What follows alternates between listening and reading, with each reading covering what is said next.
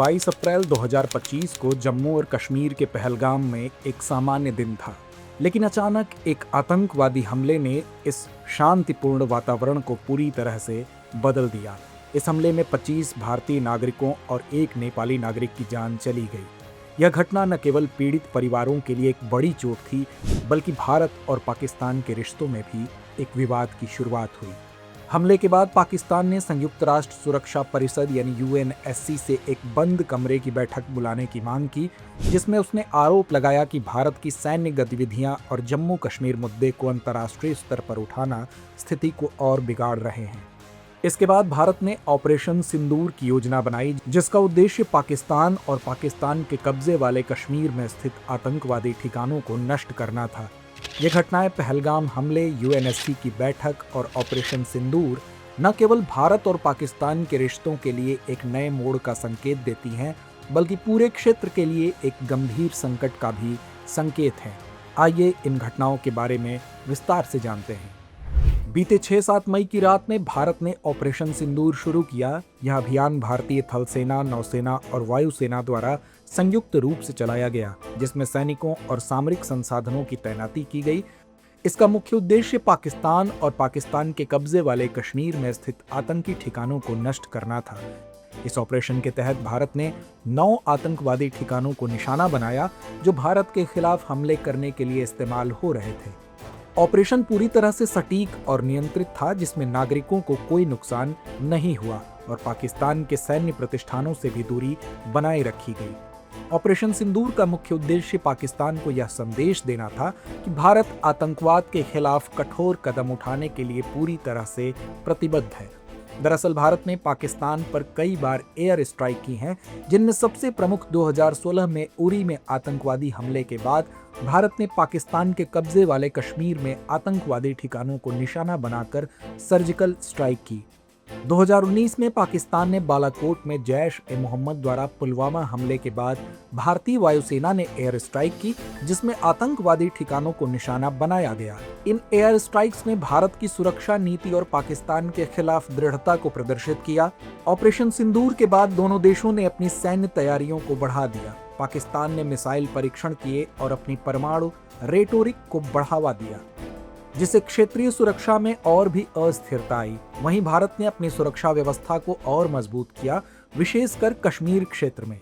इसके बाद यूएनएससी ने एक बार फिर दोनों देशों से संयम बरतने की अपील की और यह चेतावनी दी कि सैन्य संघर्ष के परिणाम विनाशकारी हो सकते हैं। यूएनएससी के महासचिव एंटोनियो गुटेरेस ने दोनों देशों से कूटनीतिक रास्ते पर चलने की सलाह दी और यह सुनिश्चित करने की कोशिश की कि यह संकट बातचीत और समझौते के माध्यम से हल किया जाए। वहीं इससे पहले पाकिस्तान, जो वर्तमान में यूएनएससी का अस्थायी सदस्य है, ने यूएनएससी में बैठक बुलाई थी, जिससे उसे कश्मीर विवाद को एक बार फिर अंतर्राष्ट्रीय स्तर पर चर्चा में लाने का अवसर मिल सके। पाकिस्तान का कहना था कि भारत ने कश्मीर में अपनी सैन्य गतिविधियों को बढ़ा दिया है और साथ ही उकसावे वाली बयानबाजी से हालात को और बिगाड़ दिया है।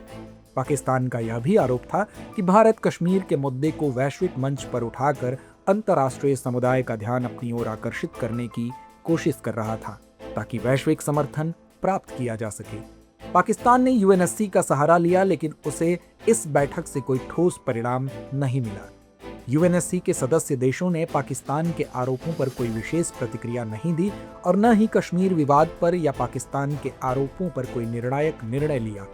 यह साफ हो गया कि अंतर्राष्ट्रीय समुदाय पाकिस्तान के दृष्टिकोण को समर्थन देने के लिए तैयार नहीं था और इसने दोनों देशों के बीच बढ़ते तनाव को और जटिल बना दिया।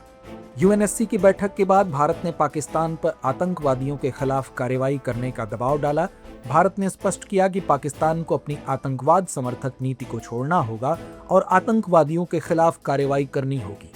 भारत ने यूएनएससी से अपील की कि वह पाकिस्तान से इस मामले में सख्त कदम उठाने के लिए कहे, ताकि आतंकवाद का खात्मा किया जा सके। हालांकि यूएनएससी ने केवल संयम बनाए रखने और कूटनीतिक रास्ते पर चलने की सलाह दी, लेकिन इसका कोई प्रभावी कदम सामने नहीं आया। भारत ने पाकिस्तान के इस रवैये के बावजूद अपनी रणनीति को स्पष्ट किया और अपनी सुरक्षा सुनिश्चित करने के लिए ऑपरेशन सिंदूर की योजना बनाई। भारत की नीति स्पष्ट है, आतंकवाद के विरुद्ध निर्णायक कार्रवाई, लेकिन पड़ोसी राष्ट्र की सार्वभौमिकता और सैन्य प्रतिष्ठानों से दूरी बनाए रखते हुए। इस ऑपरेशन के माध्यम से भारत ने यह भी दिखाया कि वह आतंकवाद को शह देने वाले ढांचे के विरुद्ध कठोर कार्रवाई करने से पीछे नहीं हटेगा। सरकारी सूत्रों के अनुसार भारत ने यह स्पष्ट कर दिया है कि जो भी हमारे नागरिकों के जीवन के साथ खिलवाड़ करेगा, उसे इसकी पूरी कीमत चुकानी होगी। ऑपरेशन सिंदूर केवल एक सैन्य कार्रवाई नहीं, बल्कि भारत की राष्ट्रीय सुरक्षा नीति में एक साहसी और निर्णायक मोड़ है। यह आतंकवाद के विरुद्ध भारत की जीरो टॉलरेंस नीति का उदाहरण है, जो न केवल घरेलू बल्कि वैश्विक स्तर पर भी एक सशक्त संदेश देता है। तो व्यूअर्स, चर्चा को यहीं विराम देते हैं और नोट करते हैं आज का सवाल। क्या भारत की प्रोएक्टिव डिफेंस नीति आतंकवाद के विरुद्ध एक प्रभावी रणनीति बन सकती है? ऑपरेशन सिंदूर के उदाहरण से विश्लेषण करें।